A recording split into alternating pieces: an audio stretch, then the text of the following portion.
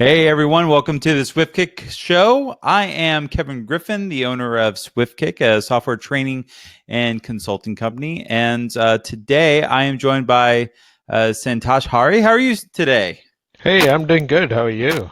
Hanging in there. It's a nice sunny day outside, and I'm stuck in my office. Uh, So you know it's how hot that goes. here. I'm in Florida and it's hot here. So, our hot season has already started, and it seems like we'll be getting a weather system sometime this week or weekend. So, Oh wow. so it's Well, already if it just holds, I've been hearing that we might get an early hurricane season this year. wonderful. Um, and yeah, that'd be great. Yeah. So, all right. So we see people coming into the room. If you're out there, say hi in the chat. Tell us where you're coming from. I'm in Virginia. Santosh is down in Florida. Um, Yep, I'm in Orlando, which is Mickey Mouse capital. all right. Well, chat's pretty quiet at the moment. That's okay. I'm used to it from the chat. So let's get started. This is your first time on this show, Santosh. So let's talk about you for a moment. So anyone who watches this afterwards Mhm. can learn a little bit more about who you are and where you're coming from.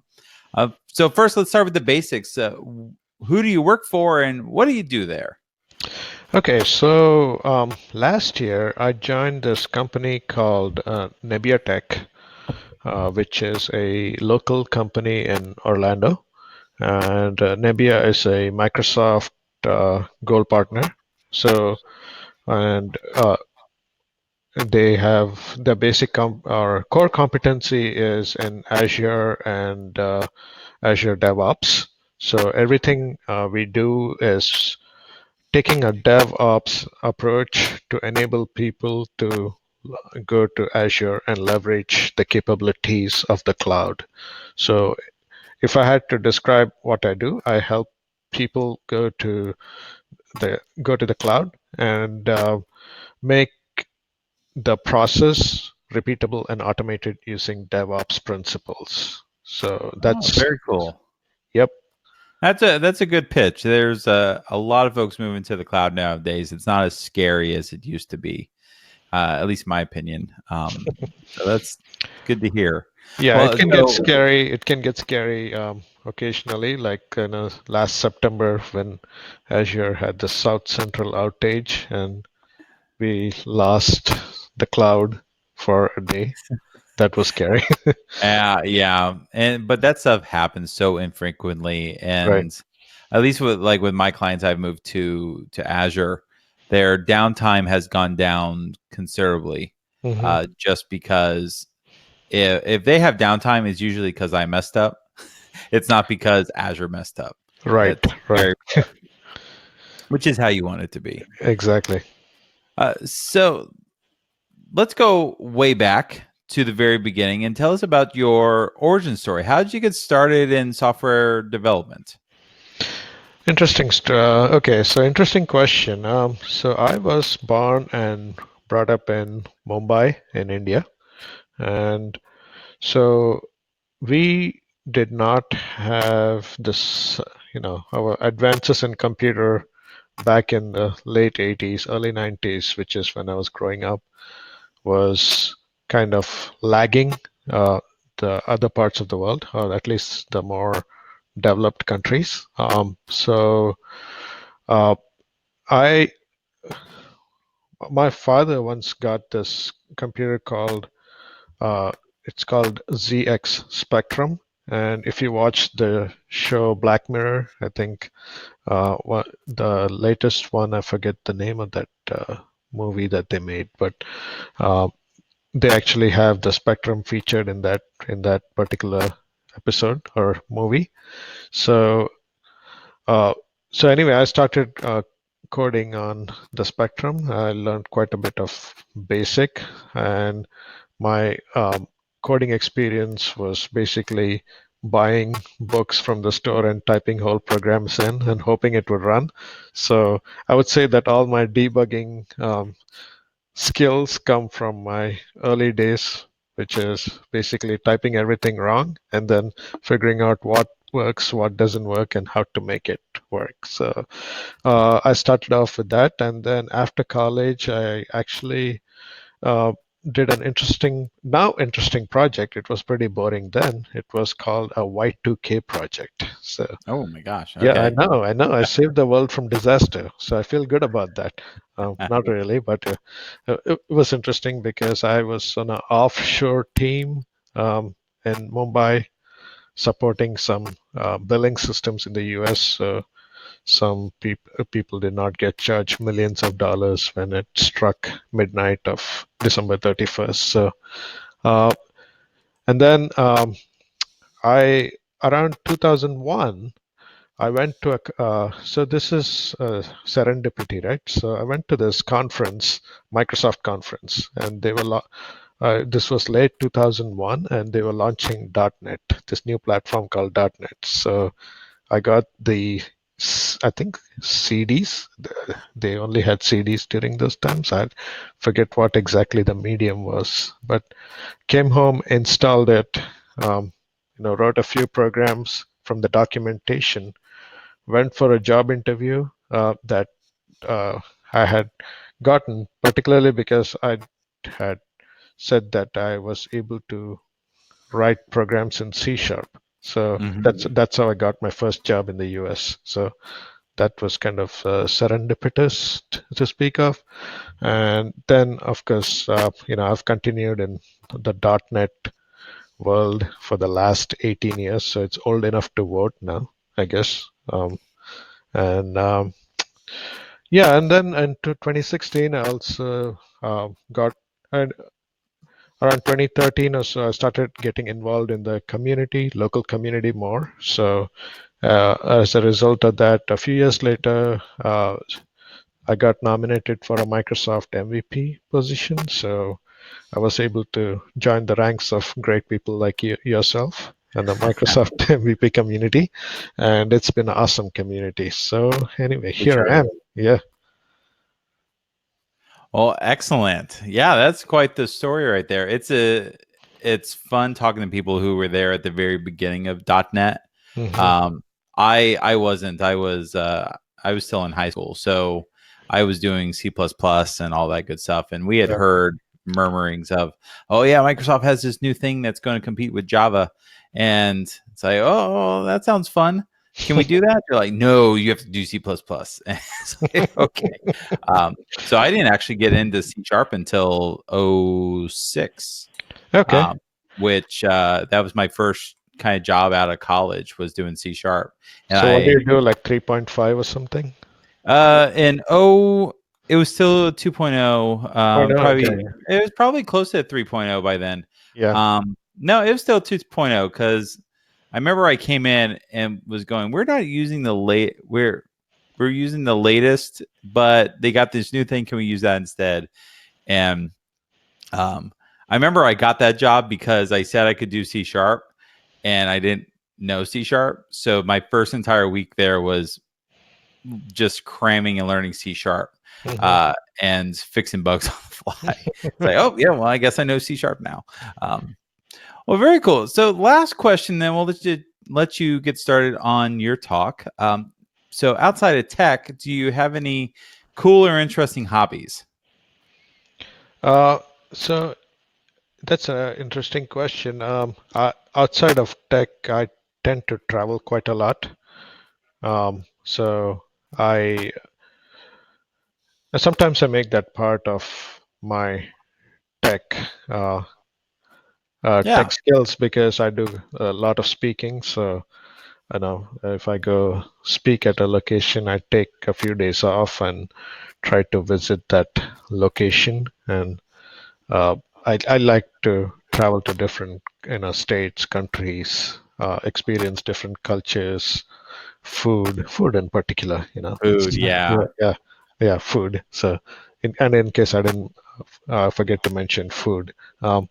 So yeah, I like to travel, and other than that, I like to be home and spend time with the family, and that's pretty much it. Very cool. That's a really good hobby. I I'm the same way. It's just probably the same thing as you. Is I have the family at home, and it's hard to make that time away, and I'm trying to find more excuses to take them with me, which helps. Not often, but as much as I can. Well, very cool. Well, we have a couple folks out in chat. So during this session, if you have any questions at all, just let us know. I will politely interrupt Santosh along the way and ask your question. If not, we will have time at the end of the show. But with further ado, go ahead and take over the screen, and you can get started. Awesome.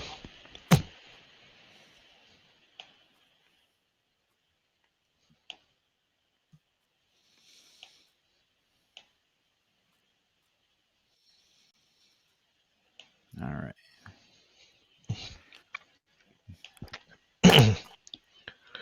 All right, we're good. We're good? All right. Yep. Yep. So, my goal today is to talk about this, talk about a few things. I want to talk about the cloud in general. And part of the being in the cloud is trying to figure out how to be flexible and agile. What happens, I've noticed what happens is when people go to the cloud, they are often um, constrained by the previous methods of technique, previous technique of programming that they learned, which was basically server client based programming. And you write code, you compile it, you connect to a database, you have a ORM, and you communicate with your database through an ORM. And if you ever have to make a database schema change, then you have to go through this complicated process. And then how do you scale once you get to the cloud? So when I got to the cloud, that's one of the things that I was trying to figure out is uh, how to make this whole process easier. And this talk is pretty much constrained to Azure Cloud, but I'm sure that other cloud providers have some similar facilities, but I'll keep mine constrained to the Azure Cloud. So what I did was when I got to the Azure Cloud, I discovered, I've been in the Azure Cloud for a while, but recently with all the changes, I discovered two great clouds services.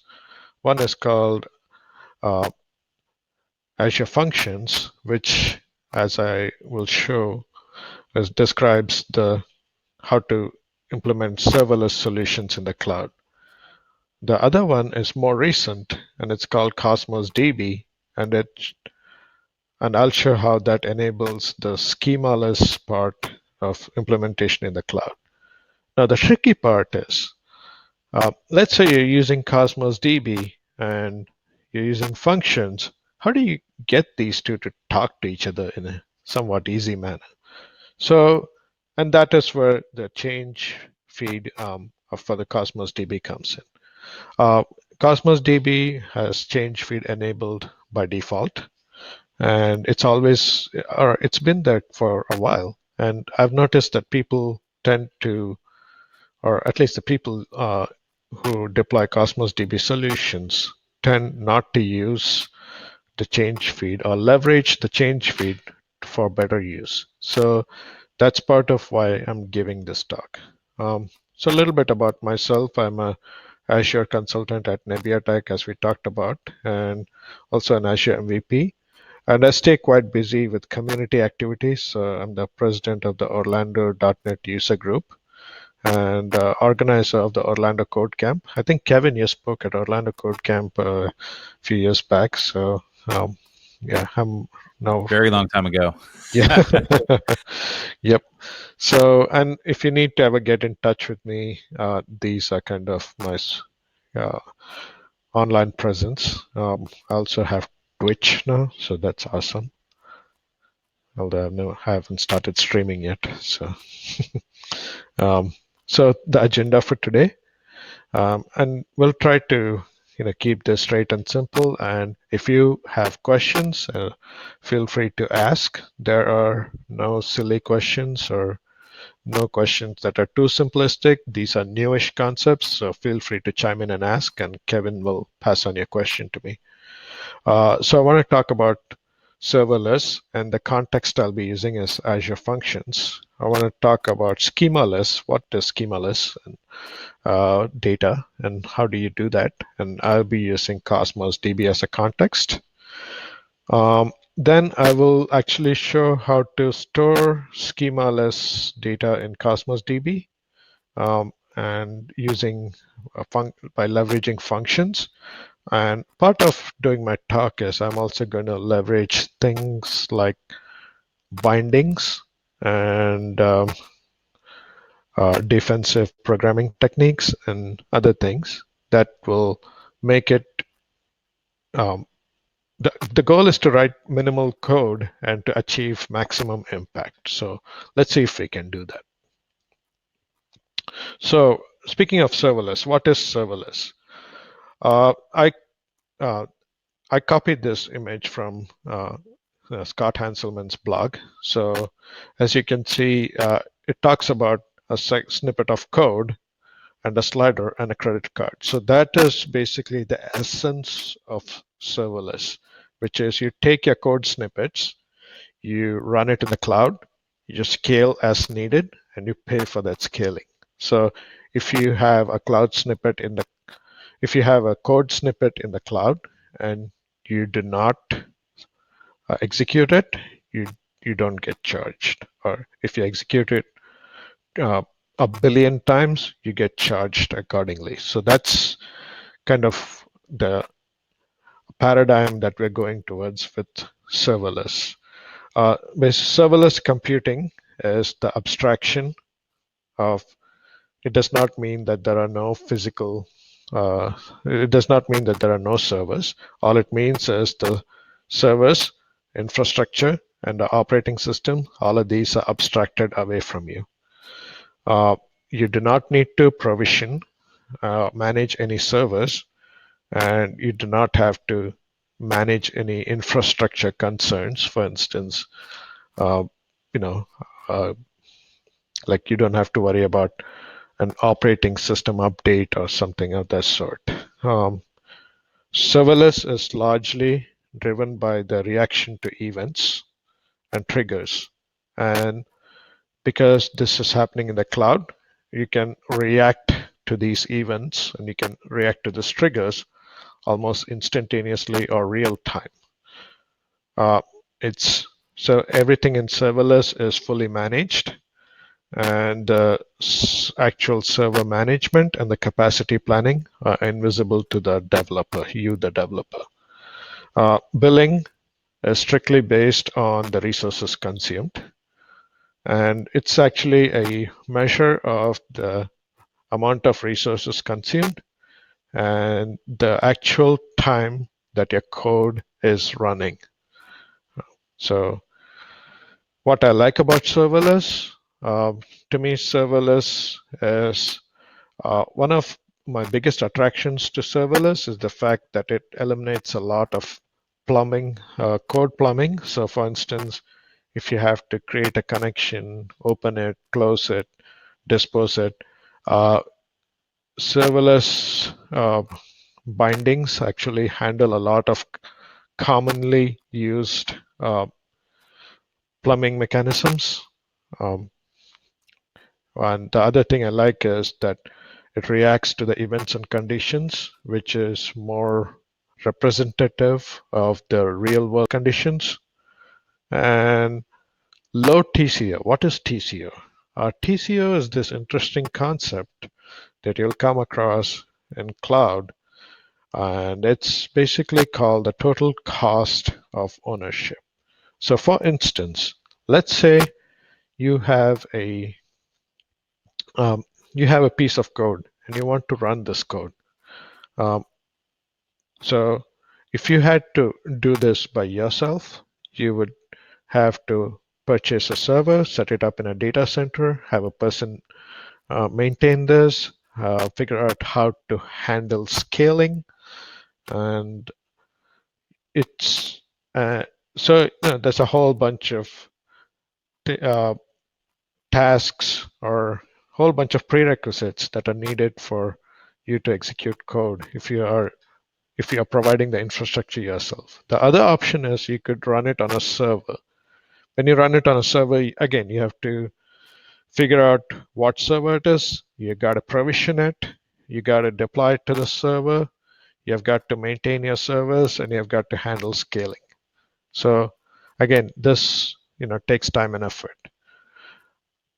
With serverless, you simply take your code and push it to the service, and the service handles everything. So again, and you get charged for the cost of execution. So to me, the ownership is less. So it's almost like a total cost of non-ownership, but you get far more benefits in terms of scaling and not having to maintain the infrastructure. So this is an interesting concept, the TCO that you'll come across as you talk about serverless and NoSQL databases as a service, SQL database as a service. All of these uh, reduce the amount of ownership of resources that you need to have, so thereby reducing your cost. And the best part about a serverless paradigm is that it's short snippets of code that you're executing, so it's easy to test and easy to reuse. So what is a schemaless database? Now, schemaless, I use that term frequently around here, but the real world term for this, or a more practical term for this, is schema agnostic. What this means is that it does not require confirmation to a rigid schema. Now, if you are using a SQL Server database, you're used to seeing things like dbo.tablename. Now, the DBO is basically the database owner's schema. And then the table has a schema uh, which it has to adhere to. So you can say that my table has a primary key, which is required. And my table has all these string columns or integers or GUIDs, and some are required, some are not required. And if I have a required column and I try to insert, like send to an insert statement that does not have that column, then it throws an error. So that to me is a rigid schema. So it's basically what SQL does is when you write to a SQL database, it enforces the schema. So it's a write enforce schema. The other advantage of schemaless database is there's no data type limitations. So you can, for instance, you are basically storing data as JSON. So you can have nested values. You can have complex objects, or you can store simple objects. And it can store structured and unstructured data. It eliminates the need for a object relational modeling uh, tool like Entity Framework. Now keep in mind that Entity Framework actually supports more recent versions of Entity Framework actually support CosmosDB, which means that CosmosDB has ORM support, but that is simply for your application. Keep in mind you can write to CosmosDB or other schemaless databases, and there is no enforcement of that on the database side. The ORM simply implements it on the application side when the write goes out. And like I mentioned, it stores data as key value pairs or JSON documents. Another important thing to mention is that in NoSQL databases, we say that there's no schema enforcement, but the schema enforcement is actually done by the application that writes to the NoSQL database. Um, when the application writes out, you can choose to enforce a schema on the application side. Or when the application reads some data, at that point you can choose to enforce the schema on the application side. Either way, the database will allow you to do reads and writes with no schema enforcement. So why schemaless database? It's so consider this case, and this is these type of systems are started becoming more common in the last uh, 5 to 10 years. So let's say you have a system that senses IoT data, like Internet of Things. So you have an Internet of Things sensor device that was installed in 2013, and you had a batch of those. And then you have another million devices of a more recent generation. So let's say you upgraded them every year. Now the sensor data you get from them, what you would notice is they're often similar but not identical. So they may be adding columns, removing columns, adding more complex types or adding additional data. And what you want to do is, so Internet of Things sensor, for instance, may always have a device ID in the incoming data, but older versions may not have temperature and pressure, but newer versions may have temperature and pressure. You want your database to accept this data as it comes in. So that would be a great use case for a schemaless or schema agnostic database. So like I said, it models the real world data better. And because there's no schema enforcement, you don't have to worry about sending null columns. So let's talk about serverless with Azure Functions. So Azure Functions is the it's Azure Functions is the Microsoft Azure version of uh, serverless code execution. On Amazon, it could be called it's Lambda Functions, and on Google, it's called Google Functions. So uh, each platform has its own version of serverless code execution. In Azure, functions are the most natural evolution of something called web jobs. So Azure used to have, or they still has, Azure App Service or Azure Web Apps, and you can execute console application type code on your web apps. The functions is simply the next iteration or the next natural step in evolution of this type of execution. It improves on web jobs because an Azure App Service only has a certain amount of execution space. Function can scale almost unlimited. The improvements that functions provide is streamlined development, testing, and execution of code.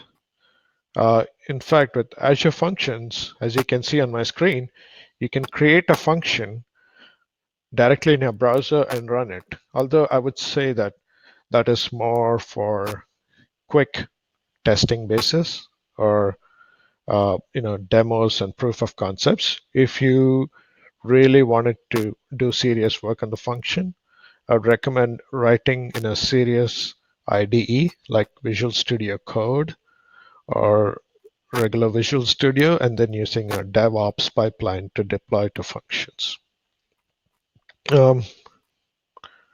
Azure Function has built-in integration with Azure services and like event hubs, Cosmos, or storage.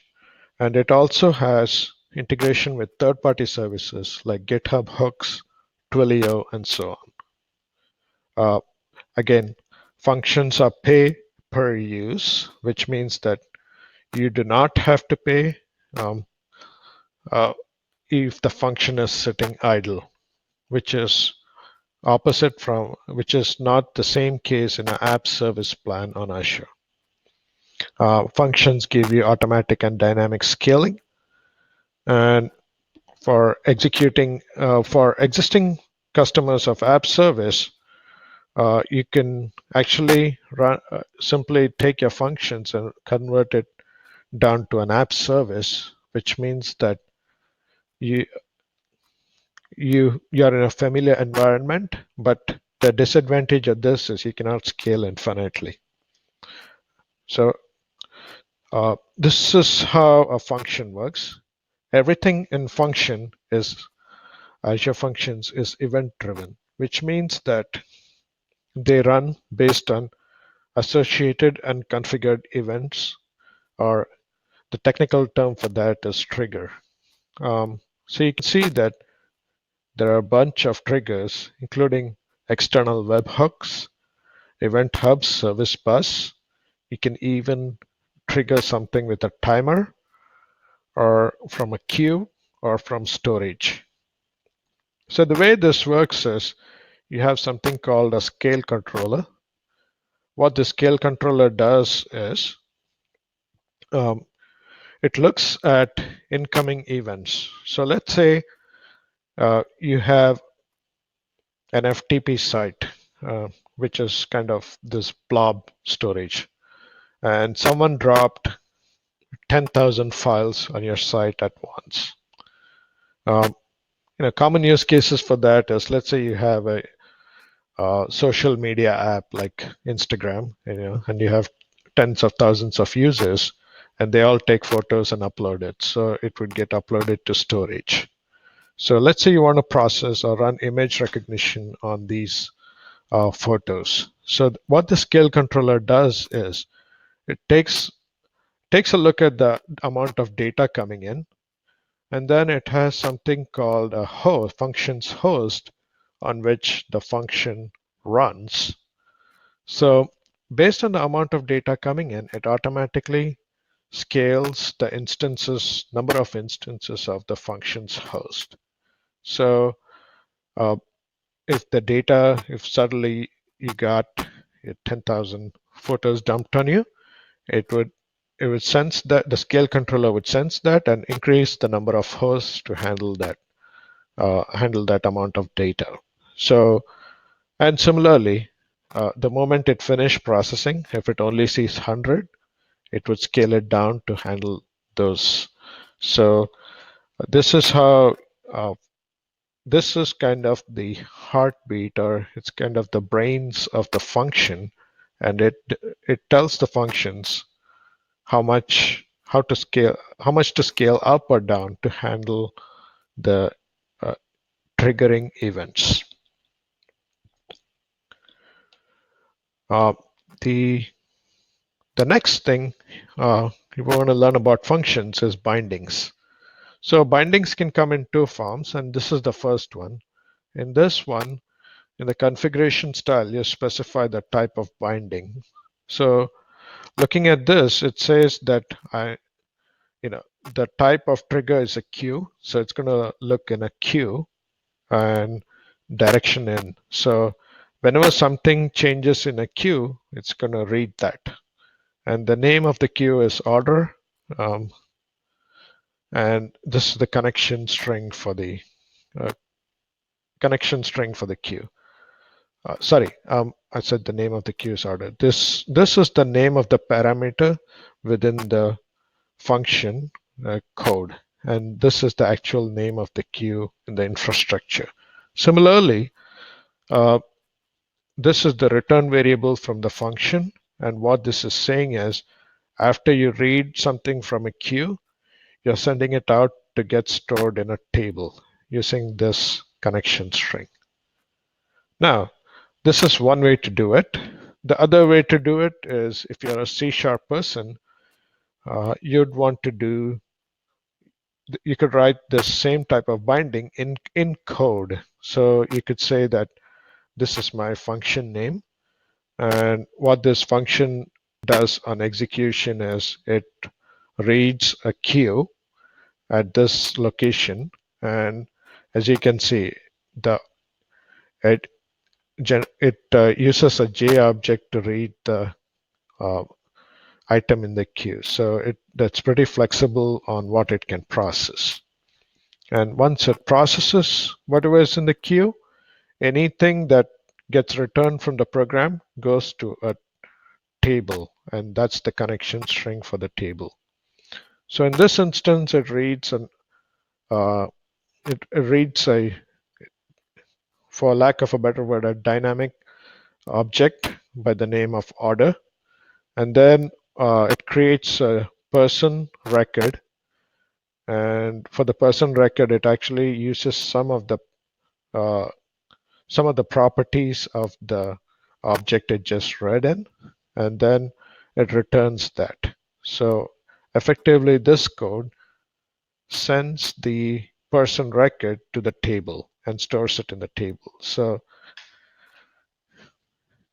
this is quite powerful if you think about it. What we did in here was we, in about six total of 5 to 6 lines of code, we said that we connected, we executed code.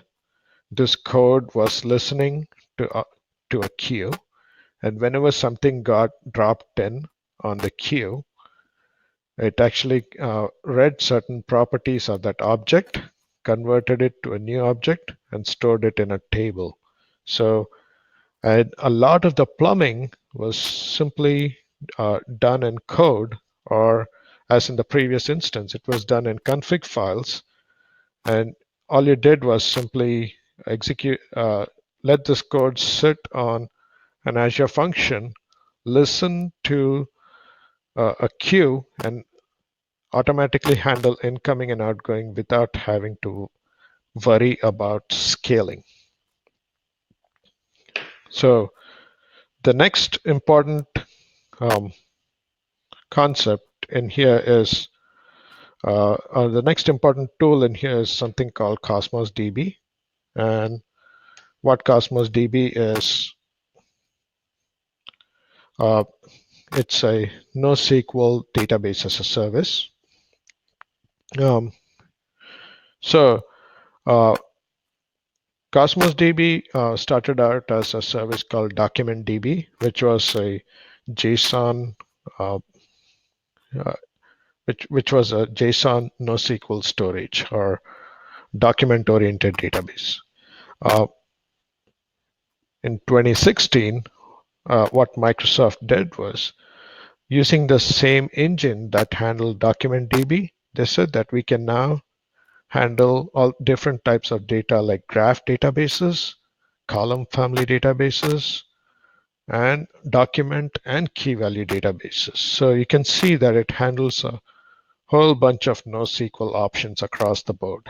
The other things CosmosDB does, you can scale out CosmosDB by simply, or you can globally distribute it by simply clicking on points on a map.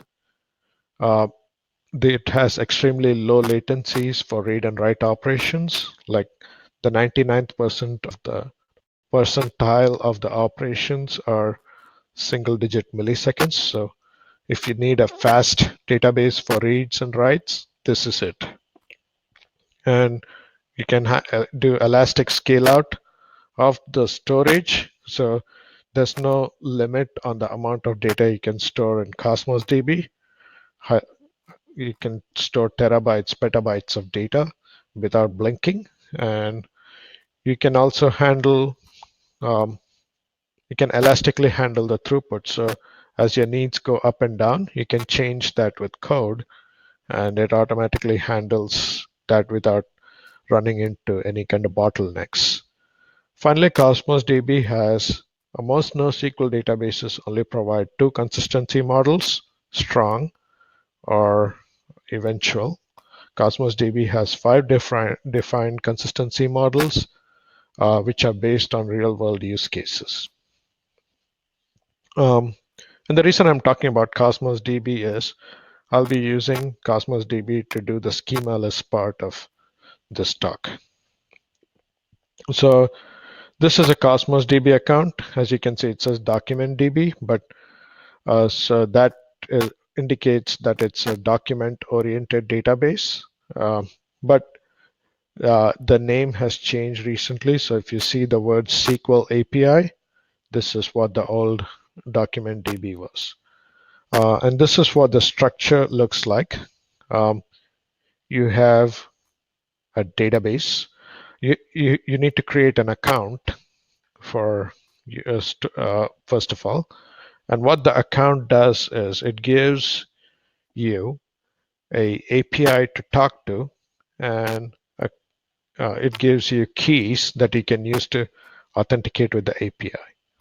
Then you create a database, which is a logical entity that basically handles users and permissions.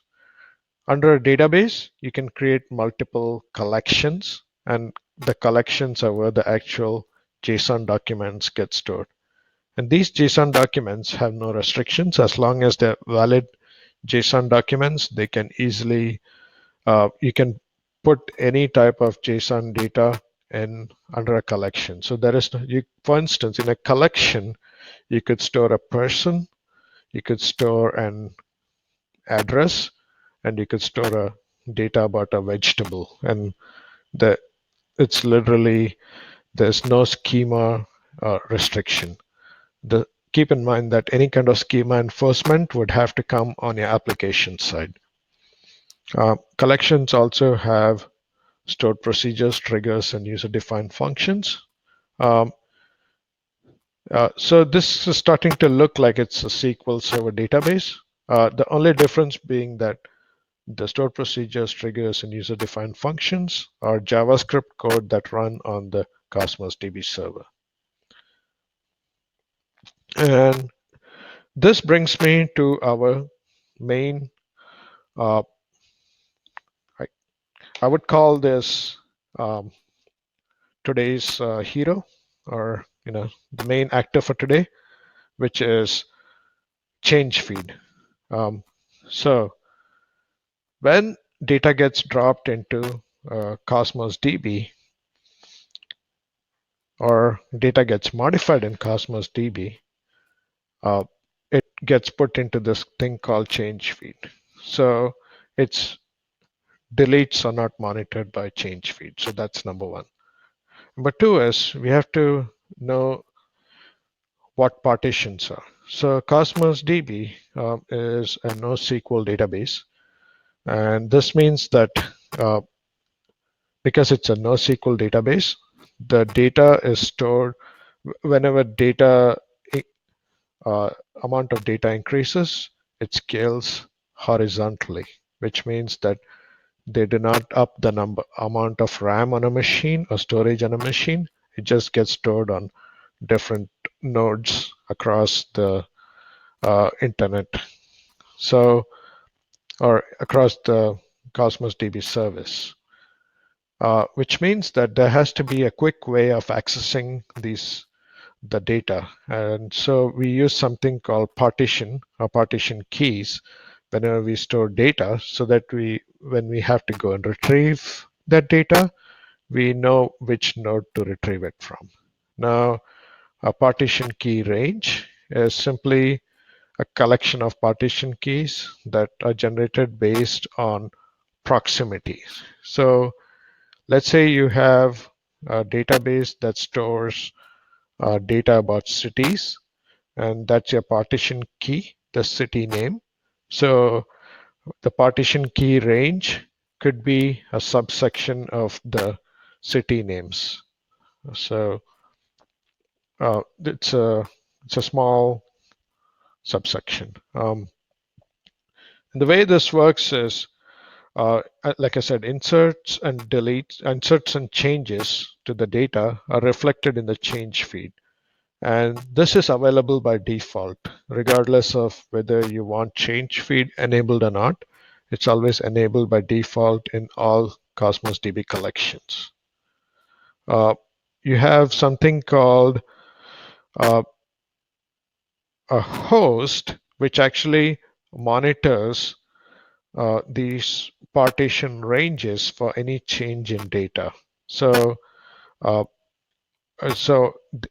we have a host generator that's sitting here that looks at changes, and as the number of partition ranges increases, what it does is it spawns more hosts, and these hosts spawn threads that keep uh, tabs on different partition ranges. So this brings us to an interesting question. Okay, great. So I have a bunch of threads that are looking at a certain set of certain feeds based on the ranges.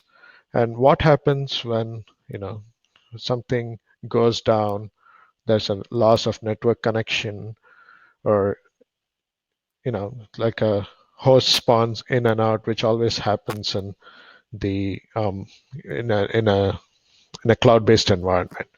So we need something to keep tabs on what the host was last monitoring. So that is where we have something called a lease collection, which is basically a database that says that my host one was watching this partition range and was on item number 4 when it last went down. So if it comes back up, it'll automatically pick up from 4 and continue. So this type of architecture makes for uh, resilient architecture for monitoring changes to a database. So similarly, my host 1 for this partition range was on item number 5, and let's say we lose connection or something goes down, when it comes back up, it simply looks at the database and says, oh, I was here, so I can pick up and continue from 5, and so on. So as the number of partition ranges increase, you will see that it adds more hosts, and the hosts spawn more threads, which are the consumers, and they keep tabs on your ranges. So this is one of the key tenets of the change feed, which is it keeps tabs on inserts and updates, and then it has this lease database that monitors not only which host was connected to which partition range, but also what last item it was that it was processing, and that way uh, there's enough resilience in the monitoring process. So let's see. Some use cases for change feed. So change feed, let's say there's an underlying cache or search index, or you have some kind of data warehouse. Change feed can update those based on the changes to data. So all you do is you monitor this data, and let's say some city had an increase in temperature. This that will be read by this host, and then this can process it and update a data warehouse somewhere else. So we'll see how this works in practice. This is actually this type of diagram actually makes it look more complicated than the actual code is. So that's the interesting part about this whole infrastructure, about this whole concept. You can implement hot data, cold data mechanisms, which means that your incoming data is, in this case, is the incoming data inside the monitor collection is hot. But let's say you want to, and this is the most recent data, so it's hot. So I can take this data and I can offload it to a cold storage like table storage and Azure storage. So that actually is much cheaper, and it allows for long-term storage on a more economical basis. So that may kind of looks like cold data, and then you can do zero downtime migration. So let's say I wanted to migrate this database or make copies of it. As the data comes in, I can read it using the change feed.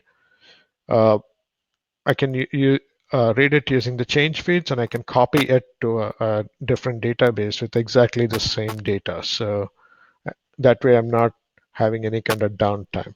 And finally, Lambda architecture. Lambda architecture is an interesting concept where you do fast and slow processing of data.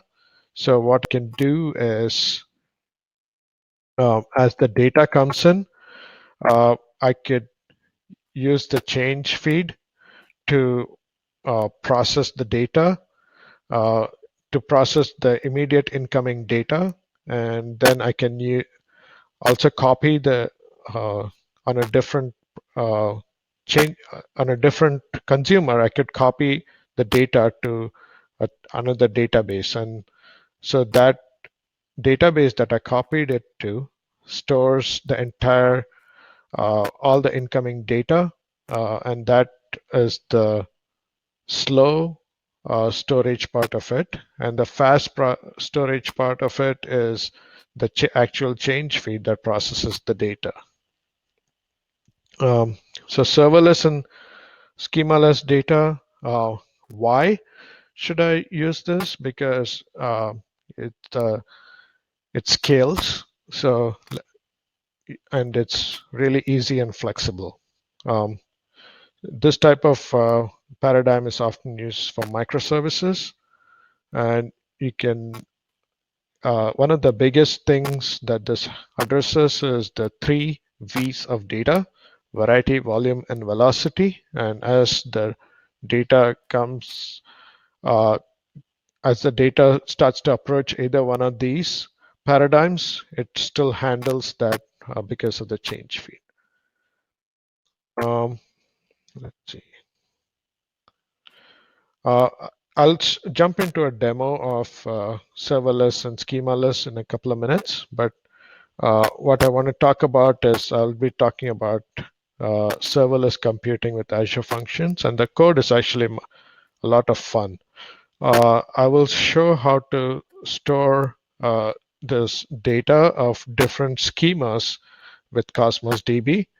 We will read from CosmosDB with uh, input binding, and we'll save to CosmosDB with output binding from an Azure function, and we'll monitor a Cosmos DB for changes. And what I'll be using for this particular demo is pretty standard Visual Studio 2017.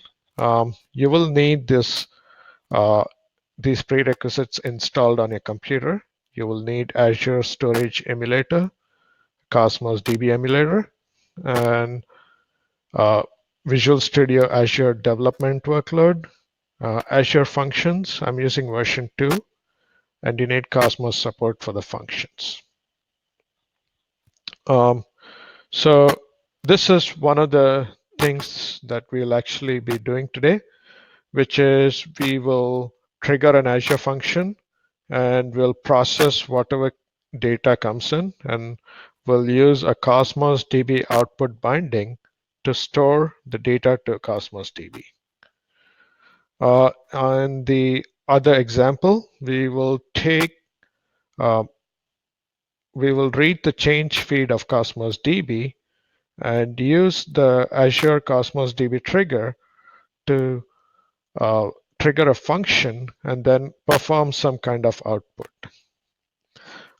We'll not necessarily do this today, but you could also trigger an Azure function and do both. You could store it to Cosmos DB and you can perform other actions. And this is kind of the example that I'll be going with today, which is a cart. And I'll use kind of a contrived example in which we will take CDs. I know it's ancient technology, but still it works great in this example. And e-commerce checkout API, and what the e-commerce checkout API does, it stores to a Cosmos DB instance, and from the Cosmos DB instance, we'll run a microservice that performs fulfillment. So I'll kind of pause at this point before I start with the demo and set it up. I'll take any questions. Is there any questions, Kevin, or should I move forward? Let me take a look. So there's one question from Kevin, not me, but what's the connection between SQL and document? SQL and document. Okay. So I can address this in a couple of ways. So uh,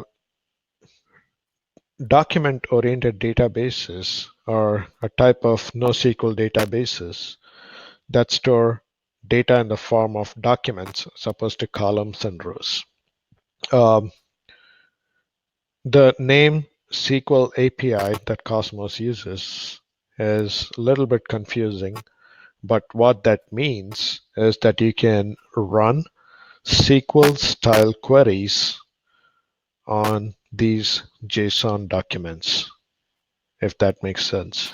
Um, the other um, the other way to address this is in SQL database, you store data in rows and columns. In a document-oriented database, you store data as JSON documents. Hopefully that addresses because the way the question was worded. I'm trying to address both styles. This type of questions have been asked in. Well, he can clarify if he wants to, but go ahead and move on because we're actually close to time. Okay, cool. Um, so, what will are you able to see my Visual Studio window? Yes. Okay, so the next thing I want to talk about is this thing called the Azure Cosmos DB emulator. So what I'll do is I'll start with a fresh instance with nothing to do with sales. Oh, by the way, this is a Cosmos DB emulator. You should be probably download and install this on your local machine, and it's only available for Windows right now. But as you can see, it can store both Mongo and the document database for Cosmos. It stores data for those two types. So what I'll do is for now, I'll go ahead and clear everything on here. So you can see that I'm starting fresh.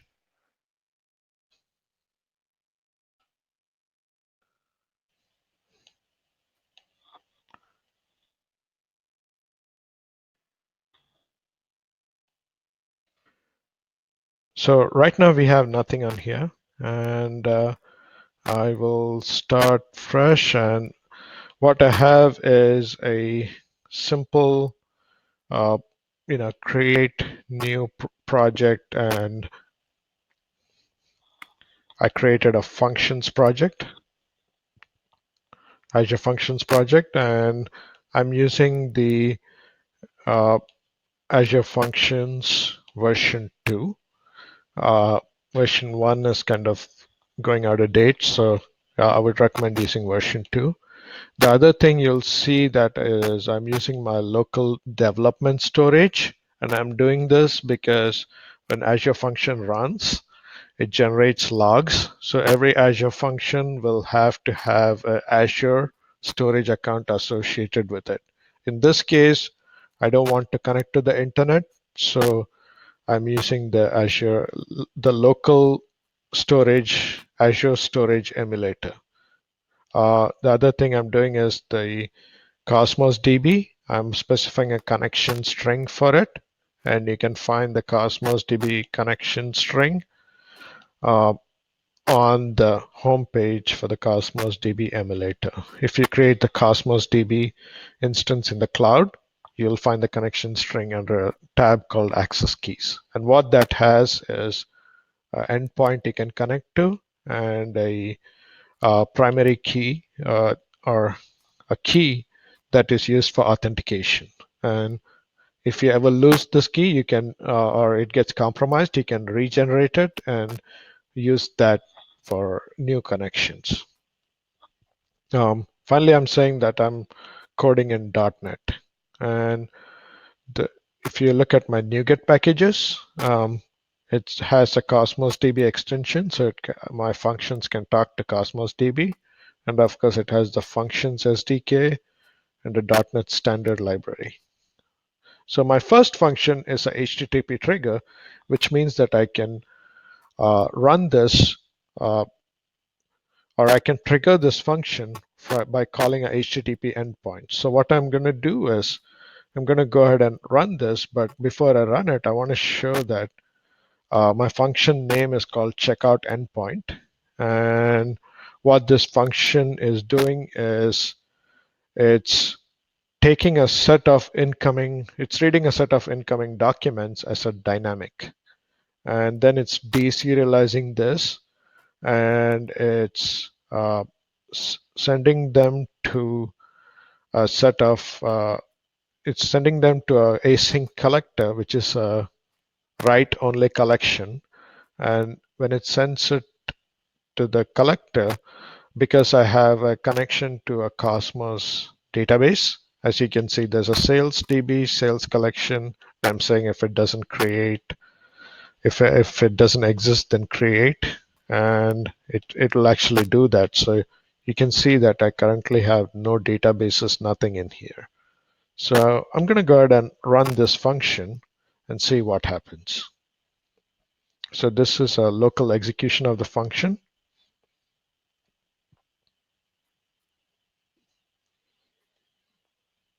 And it's version 2.20, and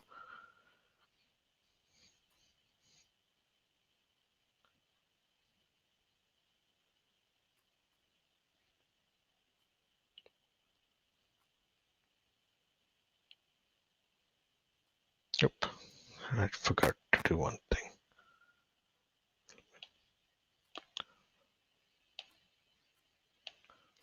Let me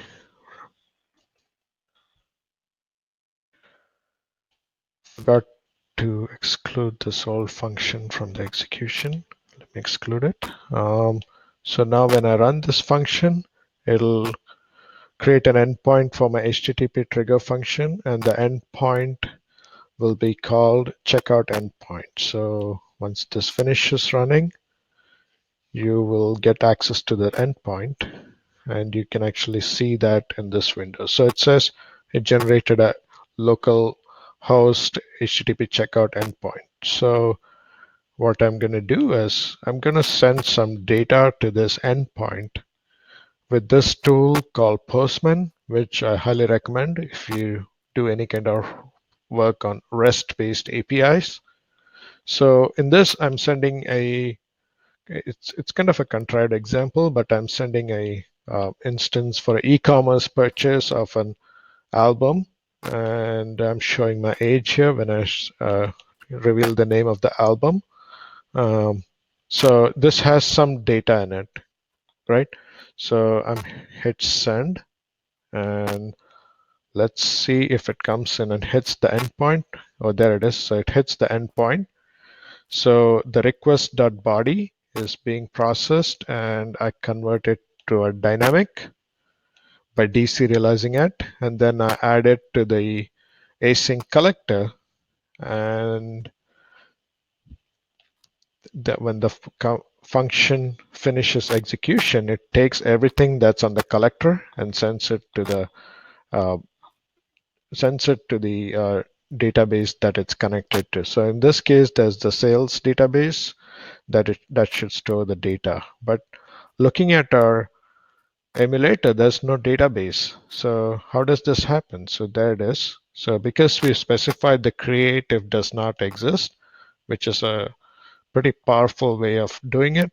And this is what I was talking about when I said that it reduces the need for plumbing code. So you basically specified everything on your C# parameters or attributes, and it executed, it created the database, it created the collection, and it stored the document. And this is the data that we sent, which is the album name. You'll see that after storage, it adds certain additional attributes to the document, and these are more for Cosmos DB to figure out how to handle this data. So for instance, this DBs slash ID collection slash ID document slash ID is a direct, you can access this particular data by using this, by appending this URI uh, to this to the endpoint, and it's available if you have a Cosmos DB instance out on the internet on Azure. You can actually use this URI, and as long as you provide the private key, you should be able to access this as a direct URI on the internet. So there it is. So it ran and it stored the data. Now what I'm going to do is I'm going to store album data, but this one looks different because this is this is related data, but it comes from a different vendor. So what this vendor did was, instead of simply saying that I have 10 tracks, they actually added details for each track.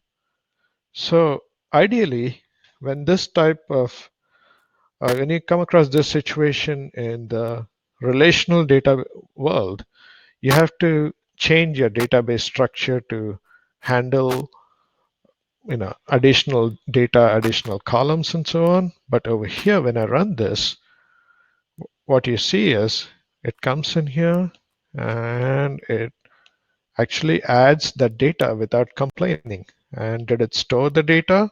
We will see in a minute. So when we refresh this, you'll see that it actually updated the data. So you can see this one has vendor ID, taxable, requires shipping, SKU, status, and this one has similar fields, but you'll see that some of the fields are different. For instance, there is no field called vendor underscore ID, but it still went ahead and stored it. And it also stored all the details about the tracks without complaining. So this is what I was talking about when I said schema-less. Like, it's schema agnostic. It was able to take data, and even though this data looked different, it stored it without complaining. And by the way, there's no ORM and there's no overhead to your system when you write or read this type of data. So the next trick I'm going to do is, so we are able to take data and store it as schemaless data. So what about, how do we make this more powerful? And this is where the change feed comes in. So what I'm going to do is, instead of simply storing the data into the database, now I'm going to enable another function. And what this function does is, it's called calculate. It figures out whether you need to ship this or not. And it actually looks at the same database and the same collection with the same connection string, and it will create a lease database so that it can keep tabs on how it's monitoring these databases, and it will look at the incoming the changes that are made to this particular collection, and it will process those documents. And if those documents contain a column that has required shipping as true, then it will invoke a shipping function. If not, it'll say no shipping. So I'm going to run this. And you'll see that when I execute this,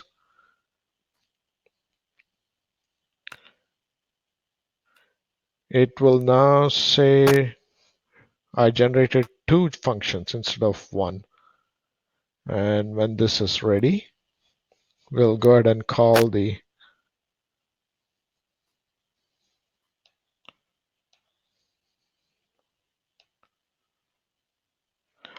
yes. So when it actually generates the functions, it also creates the lease databases. So it automatically created the database.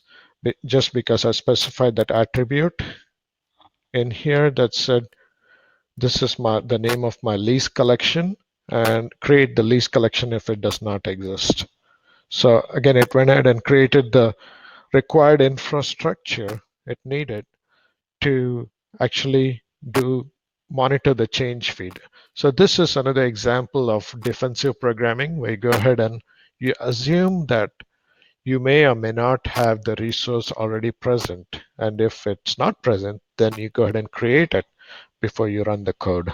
So your checkpoint is ready. So now when I send my the same data, what it's doing is it goes in, the HTTP trigger is called, and it will store this data into the database. And after storing the data into the database, my uh, function, which actually monitors the database for changes, gets triggered because there was a change to the database. So you can see that there was one incoming document, and then it reads this document, and the required shipping was false. So it's going to send a no shipping console message to my console window. And finally, I will also send I'll send an additional piece of data. And again, this goes in, the HTTP trigger gets run, and then my change feed triggers this new function, and you can see that there's another document, and this one has shipping as true, so it should go ahead and invoke the shipping function. So keep in mind that this is just one function that I'm using to monitor the change feed. I could create 10, 15, 20, or even hundreds of functions that perform different operations. So let's say you're running an e-commerce style operation, and you wanted to have a function that calculates your tax, a function that calculates whether shipping is needed, a function that calculates that it checks the inventory or updates the inventory. So you can create a bunch of asynchronous operations or synchronous code executions based off of one piece of incoming data. So this is, and we do this using Azure Functions on the serverless side, uh, CosmosDB to store the data in a schema-less fashion, and change feed that actually allows these two to talk to each other and describe what type of data is incoming and how to handle this data. So a few resources on what I talked about. I will pass these on to Kevin, and or maybe it's even on the YouTube video that he'll be uploading shortly. And finally, if you need my information, again, that's my information. And if you have any questions, feel free to get in touch with me, and I'll be happy to share more information on this topic. And I think that's it, Kevin. All righty, awesome. Let's see. Well, any other questions out in the chat? Speak now or forever hold your peace. And if anyone asks any questions on the YouTube page after this goes up on YouTube, I'll be sure to let Santosh know about it so he can come comment personally, answer any questions you might have. Cool. Or yeah, or absolutely. Or you can get in touch with me. I'm on Twitter all the time, Yep. as Kevin can attest to. So feel free to ping me on Twitter, and I will be more than happy to respond. Or you can email me. Awesome. All right. Well, I don't see any questions, so we'll go ahead and cut it off there. Santosh, thank you again so much for hanging out with us today. And we'll be back in a couple weeks for the next episode of the Swift Kick Show. And I hope to see you all then. Have a great day. Thank you.